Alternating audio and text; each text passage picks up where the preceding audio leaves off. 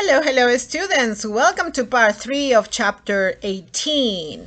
So we are now going to discuss the large intestine diseases. This is a long chapter, but I think this is the most important chapter of the entire semester because it's breaking down diseases per organ in the gastrointestinal system.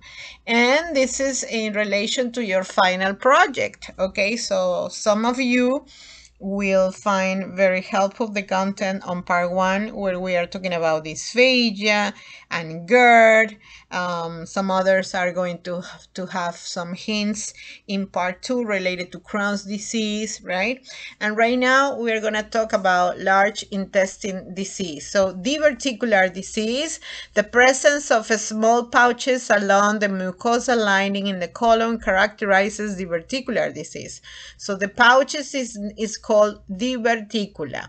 If the diverticula becomes infected with trapped fecal matter, a condition called diverticulitis, which is localized pain and tenderness, intensify in the lower left side of the abdomen. The lower left side is the descending colon entering into the sigmoid colon, right?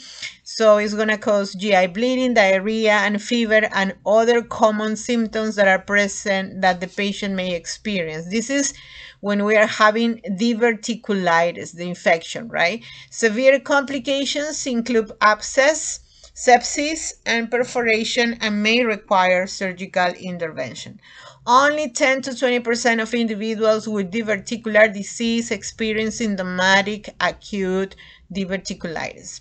So recent studies have noted several common genetic variants in people with diverticular disease that may give rise to intestinal neuromuscular smooth muscle and connective tissue dysfunction. So there is a genetic component here, right? There is evidence that the underlying age-related pathogenesis of diverticular disease is associated with an abnormal immune response, microbiome shift, and visceral hypersensitivity. So we have the genetic component. We have also, because of the age, right, the abnormal immune response. Microbiome shift means that there is an alteration in your microbiota for different reasons. It could be the age, it could be the environment, the type of food you are eating, the stress. Remember, the gastrointestinal is related to the brain, mental health. So different conditions, okay? Common use of antibiotics. So all this, maybe you are eating a lot of fatty foods, or you are ingesting alcohol, drinking alcohol, smoking, who knows? And visceral hypersensitivity. Okay. Oh, wow, this is a very nice graphic. So you can see the one here on the descending column, the little one, the yellow one is the diverticula. When you have multiple ones, okay, it's diverticulosis, and diverticulitis is when this pouch is infected with fecal matter. That is diverticulitis, itis, inflammation, infection, okay? And it can go, it is specifically on the descendant colon, okay? Very good. So in acute cases of diverticulitis with bloody diarrhea, okay, the healthcare team may restrict patients to nothing per mouth, NPO, right? Or clear liquids until they can progress slowly to a normal, nutritional, adequate diet. The patient will include only low fiber foods until inflammation and bleeding resolves. Okay, stop here. So when the patient is having diverticula, we are going to give the patients high fiber foods. Yes, high fiber when there is no infection, inflammation, meaning when the patient is in the diverticular state, high fiber is going to promote a lot of bowel movement, right? But when the patient gets into diverticulitis, means that there is fecal matter inside of the pouch, and the patient now is in diverticulitis, we are going to give low fiber. We need to leave the bowel in a resting period. Okay, so we don't want the bowels to be moving and promoting bowel movement, because it is inflamed already, is under inflammatory state. So we're gonna ask, you're gonna keep the bowel under resting state. Okay, so diverticula only, high fiber. Diverticulitis, low fiber. Okay, until the bleeding resolves. The dietary management of diverticulosis includes increasing dietary fiber, okay, particularly insoluble fiber to 26 to 45 grams along with adequate fluid intake. So when it's diverticulosis, we give high fiber, right? Diverticulosis.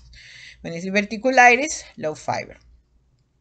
Although historically recommended, there is little evidence that avoiding certain foods like nuts, seeds that can accumulate in the small diverticular pouches is truly protective against inflammation. However, I have to say, when we go through the colonoscopy and we see the diverticula, in fact, we can see certain particles in the diverticula itself, in the pouches. So I would recommend to avoid any kind of seeds like cucumber, tomatoes, seeds, right?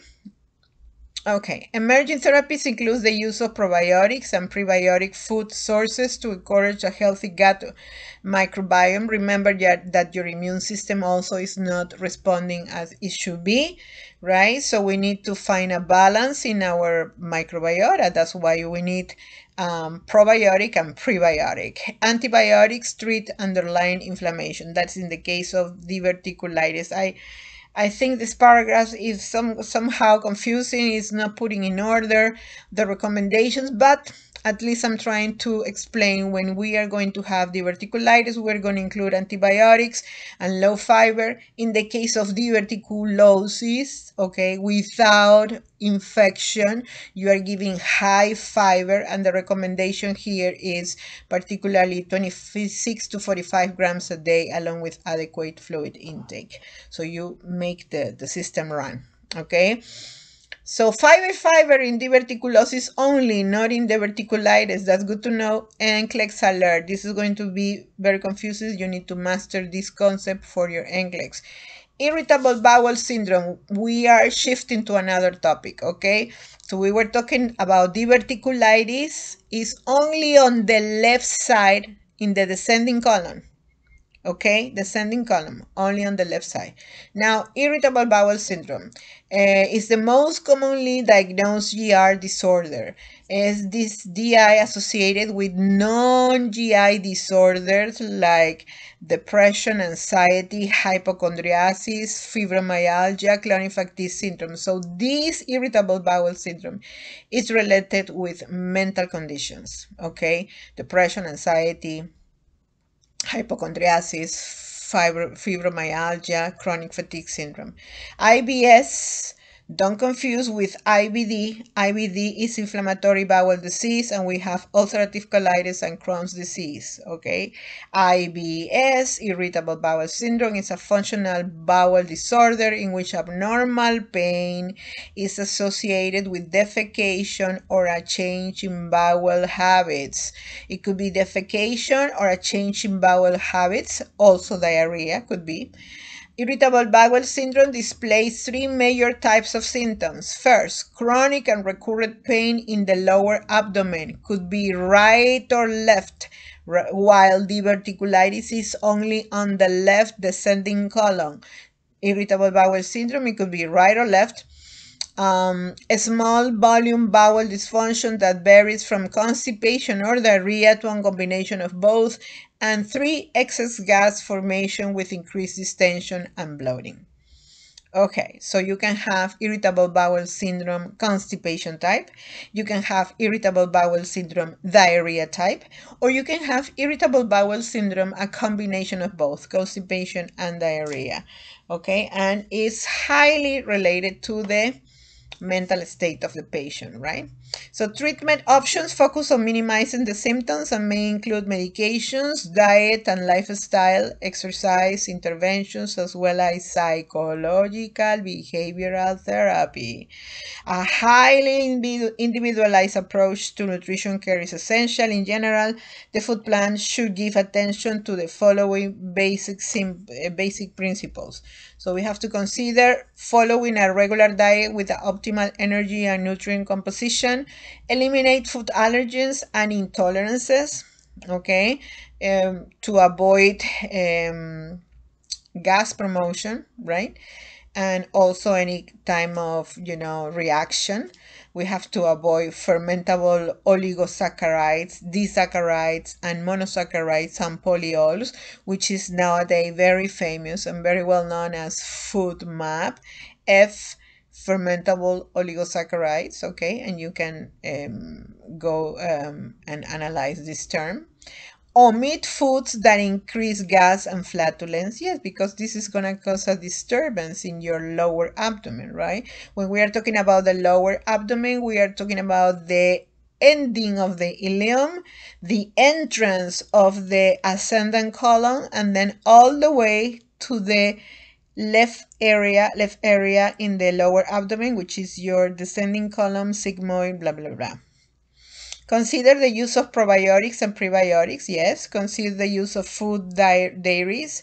This is the most important, I would say, for irritable bowel syndrome, because you need to track nutrient intake, environment, emotions, activity, and symptoms may help to narrow in instigating factors for future avoidance.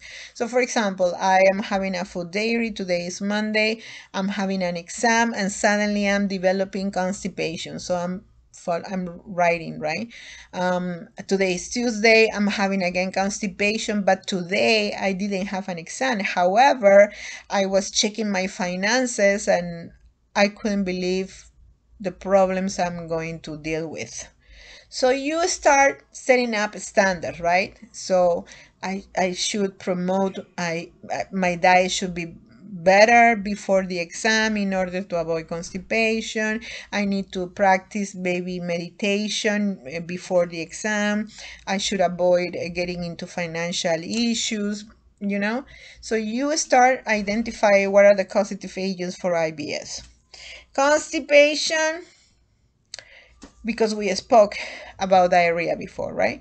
Clinical diagnostic criteria for constipation require that the individual experience symptoms of less than 3 defecations per week, difficulty in defecating for at least 3 months. So we are making poop twice a week during the last 3 months. That's constipation. Do not have loose stools without the use of laxative, okay? And do not meet the criteria for IBS. So in order for me to have a bowel movement, I need a laxative, okay? That's part of the criteria. Constipation may result from various conditions or diseases such as pregnancy, colorectal cancer, neurologic or neuromuscular diseases, or metabolic disturbances, okay?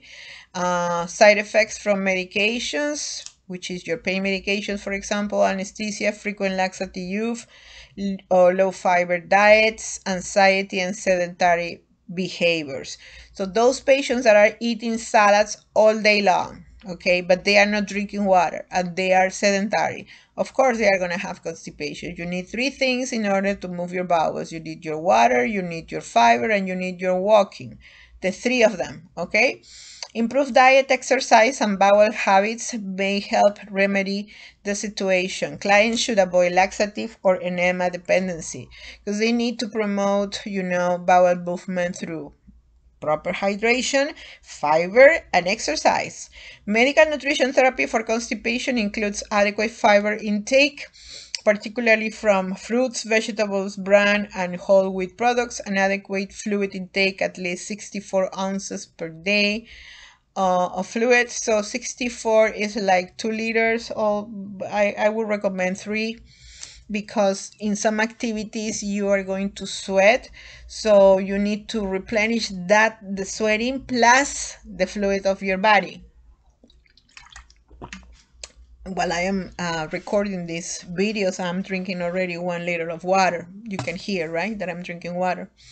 Additionally, clients should participate in physical activity daily and may benefit from prebiotics. So I am just here sitting, recording this, and by recording, I am consuming water, right? I'm getting dry mouth, so I need to consume water and water. So 2 liters for me is nothing. It should be the three to five.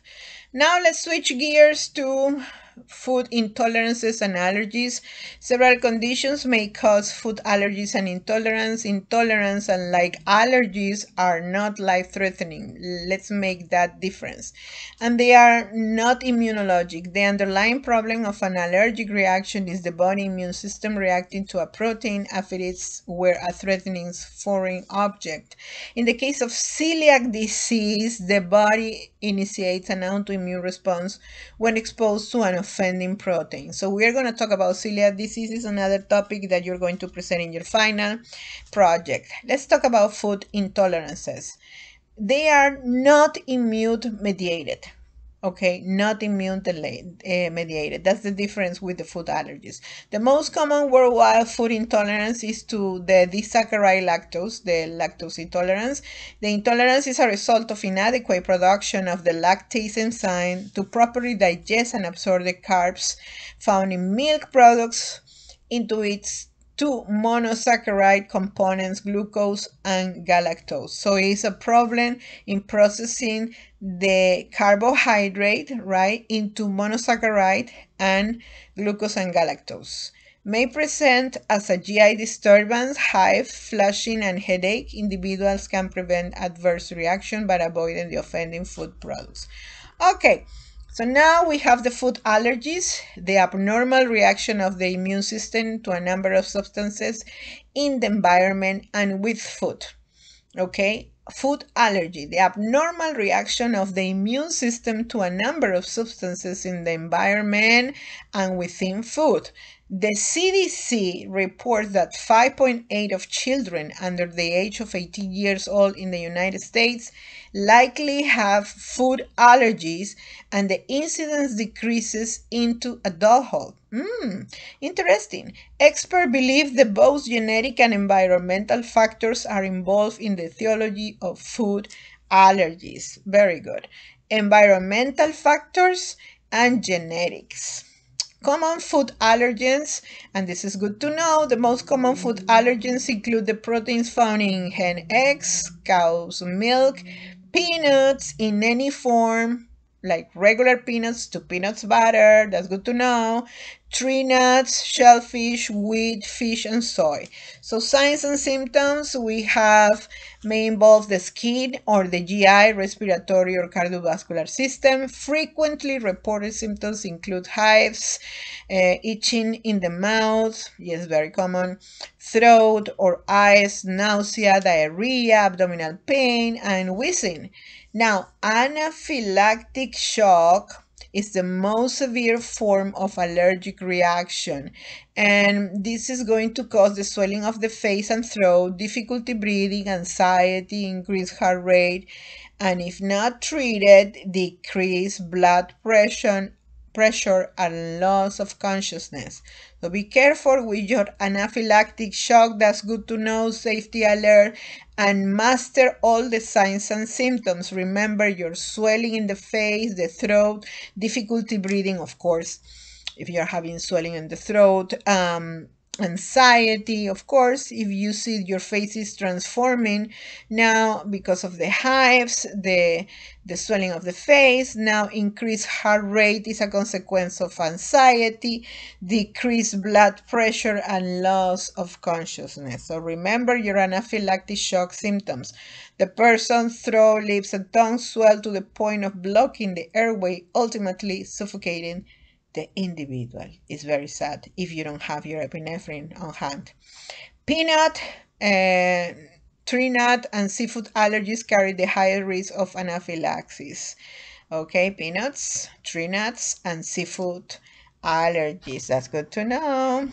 And here you have the major genetic and environmental determinants of food allergy risk in the prenatal phase, the perinatal, and the postnatal, all the situations that affect the development of allergies. Diagnostics, currently there is not a simple and reliable laboratory test to assess for food allergies. What, Dr. Matalana?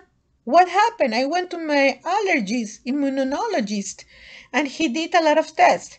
Let me review again. There is not a simple and reliable laboratory test to assess food allergies.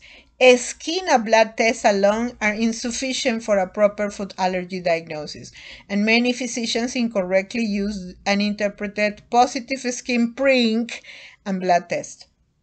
Sorry.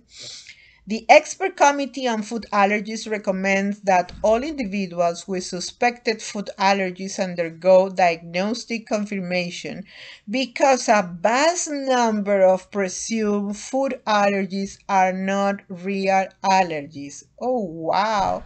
Unnecessarily avoiding foods or food groups is burdensome and reduces food and nutrient variety. Furthermore, without clear diagnostic confirmation, individuals who are experiencing symptoms consistent with food allergies could be avoiding the wrong food and thus put themselves at risk for serious and unsuspecting complications when they encounter the actual allergen. So, for these diagnostic measures, medical history and physical exam, for example, elimination diet, a food-specific skin prick test, food-specific serum IgE, immunoassay, and an oral food challenge. It's better to do all these together, right? To try to get a hint of where the problem is coming from. Medical nutrition therapy for food allergies: avoid offending foods, substitute nutritionally appropriate alternatives for the excluded foods, right? If anaphylaxis is a known risk, clients should be under the care of a physician for the provision of self or family administered emergency medications if anaphylaxis occur. Let me tell you an experience. I was thinking all my life that I was allergic to almonds, right? Especially when I came to this country. I was developing the swelling in my throat, all different types of reactions after eating almonds. When I try the almond milk, organic almond milk, there is a specific brand that only has the organic almond and a little bit of salt, and that's it. Okay, there is a specific brand. I don't remember the brand. It's not cheap, however. So there is no other ingredients, only the organic almond milk and a little bit of salt. That's it. So I was able to drink this complete bottle. So it's all about the pesticides, maybe, right, that the regular almonds are having. So I was allergic not to the fruit, but to the chemicals that are coming in the almond. Okay, so right now I can enjoy, if I buy organic almonds, I don't have any issue.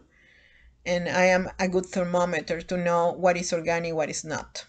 Okay, so so you can see that's one of the side effects of consuming foods that are not organic and are having a lot of pesticides. Okay, so although many risk factors for the development of food allergies are not modifiable, some dietary factors during pregnancy and early life may help reduce the risk for food allergies in infants. Current recommendations for preventing food allergies are as follows. So your pregnant woman should strive for a well-balanced, healthy diet. Okay, exclusively breastfed infants for a minimum of 4 to 6 months. The mother should not avoid eating food allergens. Should not avoid eating food allergens during lactation unless she has allergies. And then introduce solid foods, including allergenic foods to infant between 4 and 6 months of age. So they are training the infants to be prepared for all type of foods. Now let's switch to celiac disease. How many of you have celiac disease in the project, as a project, right? It's an autoimmune and inflammatory disease. This is autoimmune and inflammatory disease rather than strictly an allergy. Okay, we are covering celiac disease in the section because the medical nutritional therapy approach is very similar to that for an allergy. So if you have an autoimmune condition, whatever it is, rheumatoid, maybe hypothyroidism, okay? At some point, you're going to develop other conditions that are autoimmune. Celiac could be the reason.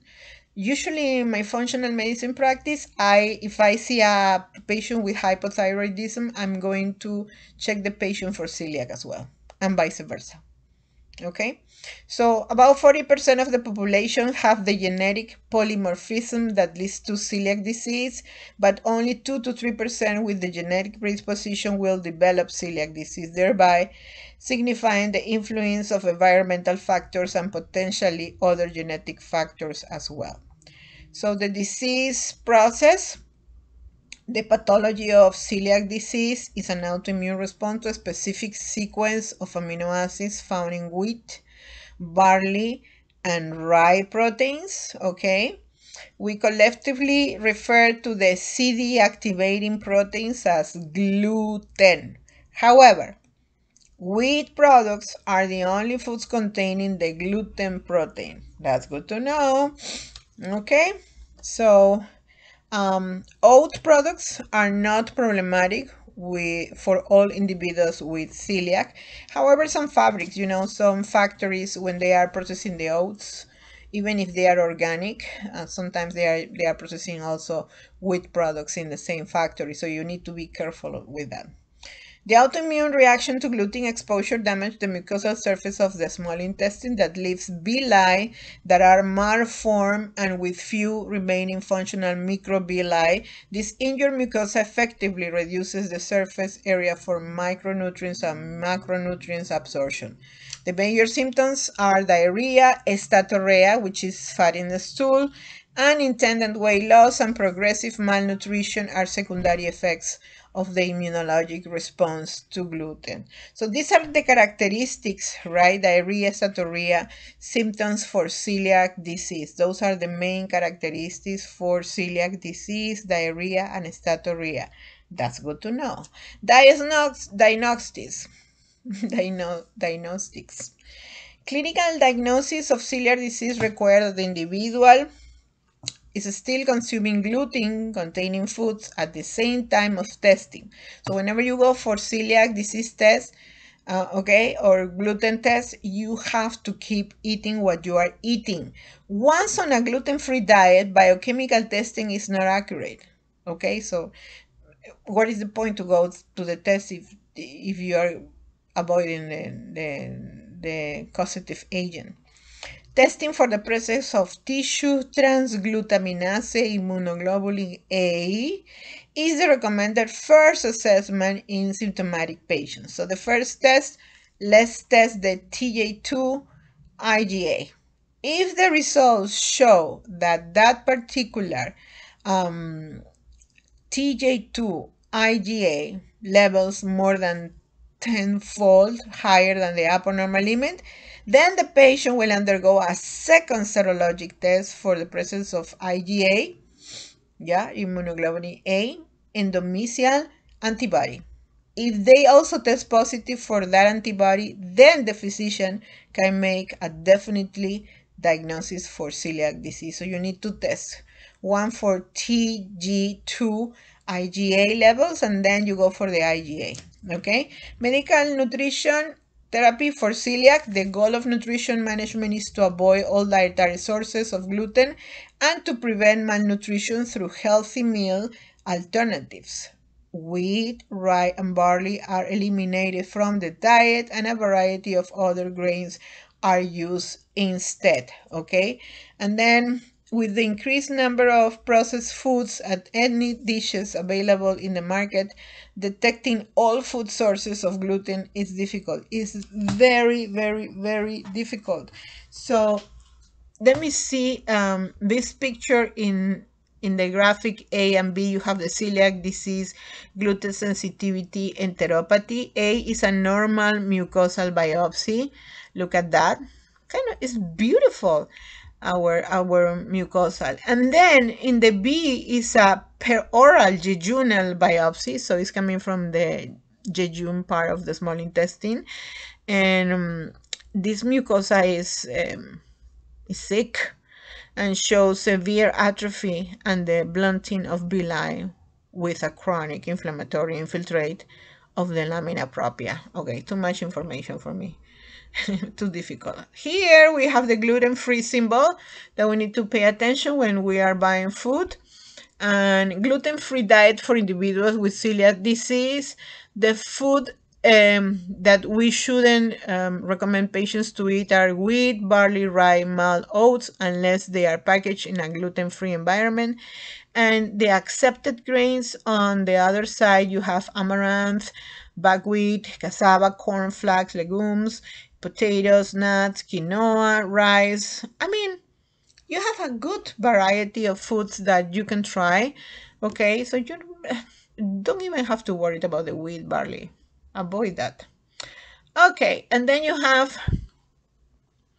adhering to a gluten-free diet is the only effective treatment for maintaining a healthy mucosa. A gluten-free diet is generally lower in mineral, particularly calcium and iron, fiber, and B vitamin content because of the nature of the malabsorption disorder. Clients with celiac disease are at risk for nutrient deficiency and overall malnutrition during flare-ups. I'm going to stop here because, as you already saw, I'm breaking this to facilitate you guys to review for your final project. So let's stop this. When we come back, this is the final part, gastrointestinal accessory organs. Thank you.